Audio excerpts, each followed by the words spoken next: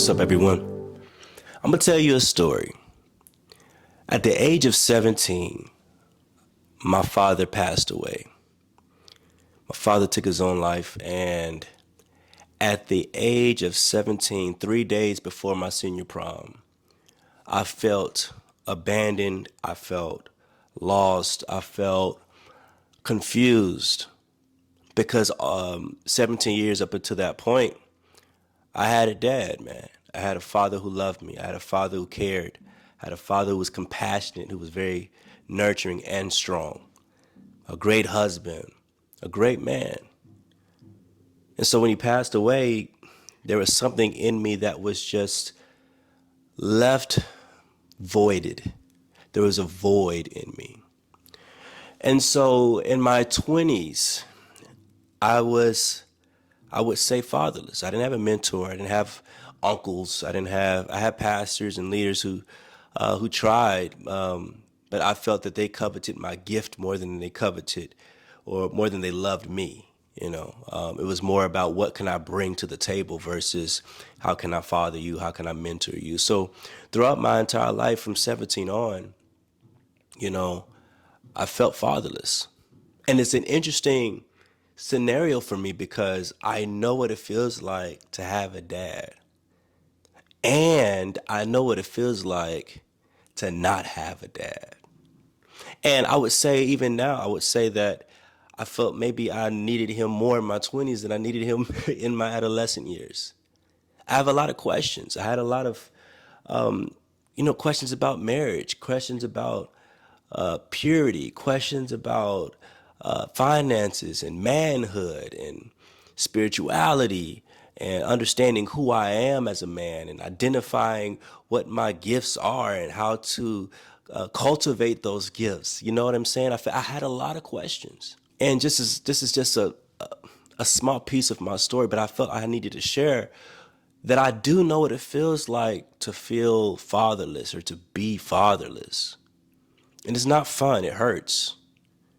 And I've crafted over the years this false core belief that I don't matter. Based on that situation that happened, I created a false core belief that I don't matter, that I'm not enough. And I had to re-engineer my thinking because I do matter. And just because you're fatherless doesn't mean you don't have a father.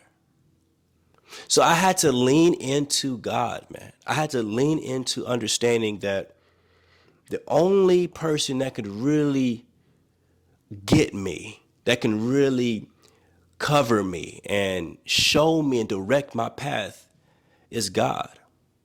I can't put my stock in other people because they'll fail me. And too many times in my 20s and even now in my 30s, there are times where it's hard for me to trust other men, hard for me to trust other people. For me, that's a fear. Like, why would I do that? Well, if I do that, I give you right to say that I'm not enough. I give you right to leave me or to abandon me. I give you right, but that requires vulnerability. And that's something that I had to learn and to gather the courage to learn over the years, especially being married. Understanding that, man, like, yes, there's a cost to vulnerability. Yes, there's a cost to being honest. There's a cost to being open. You have to be open, but there's a cost to it. Yes, you leave yourself out there in the open. So what does that mean for me? And what does it mean for you? For those of you who may have gone or walked through life without a father, or walked through life without a loved one, without a mother, or without someone that cares and nurtures for you, what does that mean for you? I'm here to share with you that without God in your life, it's going to feel really lonely, man. I know what it feels like to be lonely. I know what it feels like to not have God in my life. And I grew up, in the pews. I grew up in church. My dad was a pastor. I grew up with all these things, knowing the scriptures and knowing the word, knowing how to pray. But in that moment when I felt fatherless and I felt abandoned, I didn't rely on God for a long time. And a lot of times we have a view of God that actually mirrors how we view our father. So because I viewed my dad as the man who abandoned me or the man who once loved me, I viewed God as a person that, man, God would probably abandon me. He used to love me. He doesn't really care. And again, this is a false core belief that I crafted over the years because of my pain, because of my trauma, because I was hurt. Don't allow your pain to misdirect you from where you need to find hope. Don't allow pain to derail your attention away from God, because your pain should lead you to God. It should lead you to refuge. It should lead you to hope. And for me, man, I wrestled against hope because I wanted to run away from pain. And so being fatherless is hard. But I had to really question myself, am I really fatherless? Because I have a Father in heaven who cares for me, who loves me, who died on the cross for me, who rose for me, who's given me shelter, who's given me transportation, who's given me a family, a beautiful wife with 3 beautiful sons. God has given me more than I can even ask for. And that's what a good father does. He gives good gifts to those he loves and to those he asks.